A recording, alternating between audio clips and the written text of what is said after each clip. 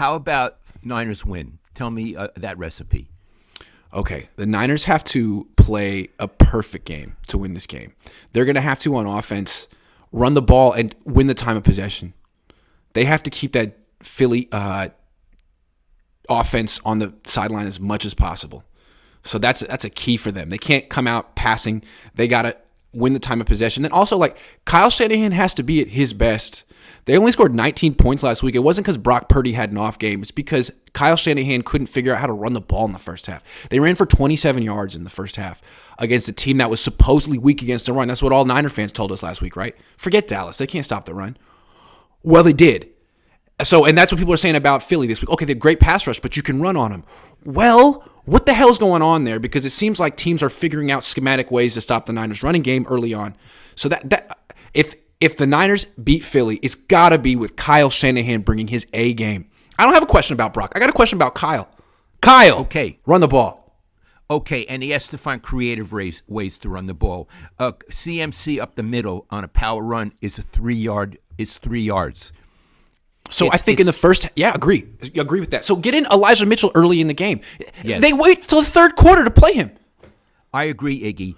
Elijah Mitchell I believe, in the first quarter should be switching off. I agree. Or both on the field at the same time. Agree. You don't know this, though. McCaffrey's day-to-day with a calf injury. Elijah Mitchell's day-to-day with a groin injury. Uh-oh. Forget it. I won't answer it. Click it so it stops ringing. Click it? On the side. The side click. Okay. There you go. Mitchell has a groin injury. He's day-to-day. So I don't know how these things. He gets hurt a lot. The Niners also have Jordan Mason, who they don't use on offense anymore, but he's that kind of running back too. If you impose your will on the Eagles, don't turn yourself into a finesse pass first team. I'm turning off my phone. I forgot to do it.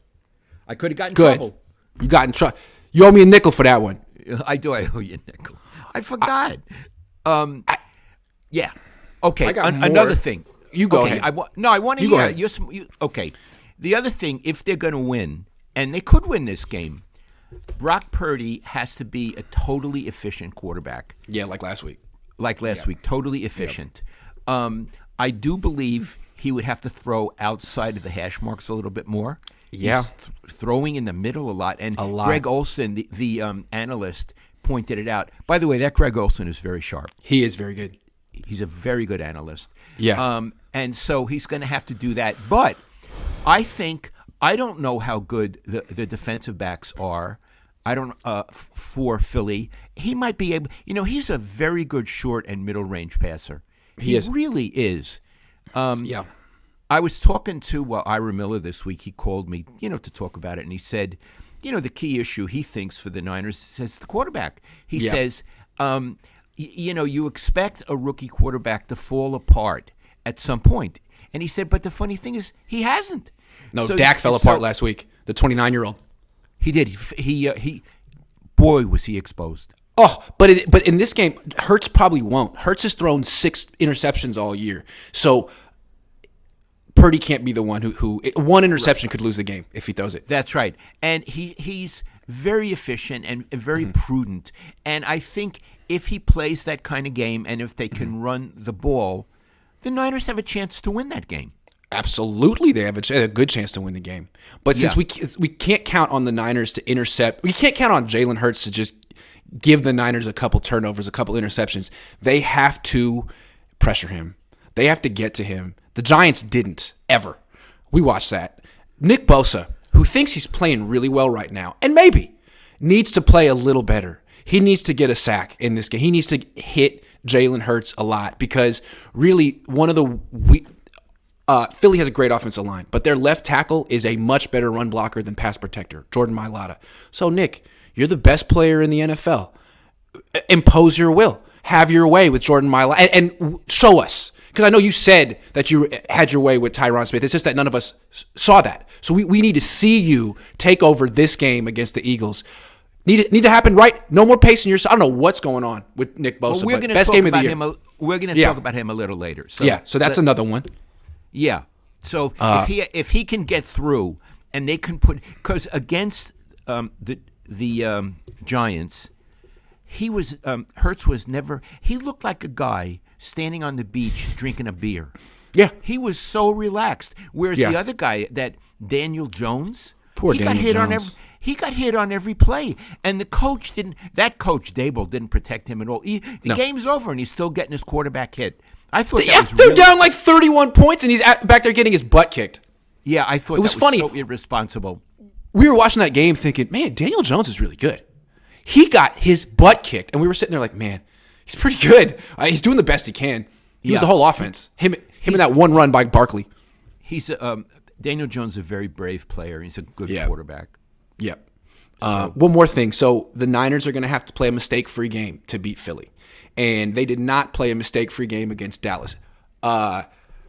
Purdy did. But there were a couple things down the stretch in that game that were, when the Niners were trying to close it out, that were just shocking. First of all, Eric Armstead has Dak Prescott dead to rights in the end zone for a safety to just put the game away and misses.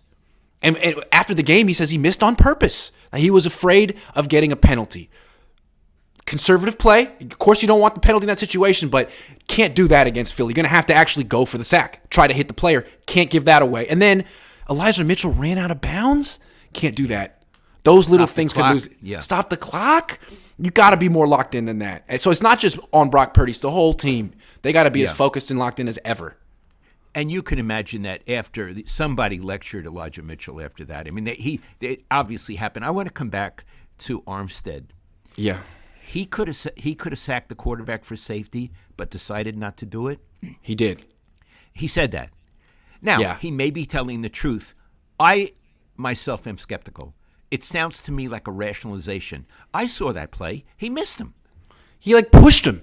He could have tackled him, but he kind of pushed him. And then he ran away. It was the most amazing thing I'd ever seen. Yeah. Well, maybe he's a pacifist. Yeah. No, maybe he has a new strategy. Instead of sacking, because he only has one sack this year. Maybe he's thinking, instead of sacking the quarterback, I'll have a bigger impact by not getting penalized so I just won't touch the quarterback. Maybe, or I'll just push him. I think that maybe he's trying to find a new way of attacking the quarterback without sacking him. Could work. Iggy, did you say he has one sack this season? One. But he's been hurt. He's been out. And he's trying a new method. Okay. All right. Let me ask you this. Do you think we covered the subject pro and con and gave each one enough weight? I think we did. I mean, you mentioned the last thing. You mentioned that Greg Olson said Purdy's throwing a lot over the middle. Yeah, I think the book is out. I think Pete Carroll figured it out. Dan Quinn figured it out. This guy, is Robert Gammon, I think is his name. He's going to see it. I mean, it's obvious that Brock Purdy doesn't have a big arm and can't really threaten the whole field. Yeah, Kyle has to figure this out. How are you going to – there's a traffic jam in the middle of the field right now. And it's kind of what Jimmy Garoppolo dealt with for a big part of his career. What are you going to do about this? So Kyle has experience, but this is an issue. And that's why you can't just say the Niners are just going to run it down their throats. You got to have to back off this defense a little bit at some point. They're expecting that. They know you're going to throw to McCaffrey 1,800 times a game. You got to threaten them everywhere. Otherwise, they're going to constrict your space. Absolutely. Yeah. A lot of times when I watch games on TV, remember I used to be in the press box. I never would hear the announcers, but a lot of times I just turn off the sound because they just babble and they have all kind of cliches. I listen to Greg Olson. He really knows the rules and he really knows the game and he's very articulate. On the other hand, I listen to Tony Romo. Now, he sounds like a very nice man. Iggy, I want to tell you something, and this is the truth. I don't understand 50% of the things he says.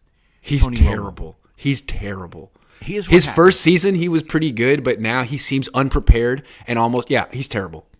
So what happens, I'm listening, and he has run-on sentences. Yeah. He has no sense of a period. No. So everything runs into another. So I lose him. At some point, I don't even know the topic.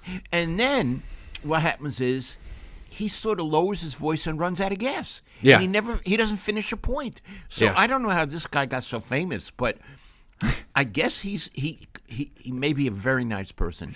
When And when he first burst on the scene, he was actually very good and prepared, and he could like almost predict the next play, and it was legendary.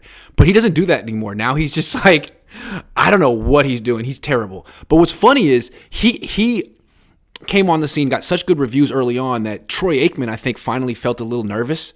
And Troy Aikman, who I think was one of the most boring announcers ever, all of a sudden the last 3 years has been pretty good. Now, all of a sudden, Troy Aikman's bringing his A game to these things. I think it's because Tony Romo came around. And he's like, I'm not letting this freaking Cowboys quarterback take my job. So now Troy Aikman has all these opinions, and he's like critical of players. I love Troy Aikman now. he's improved. He's better. Tony Romo, he's terrible. A babbling idiot.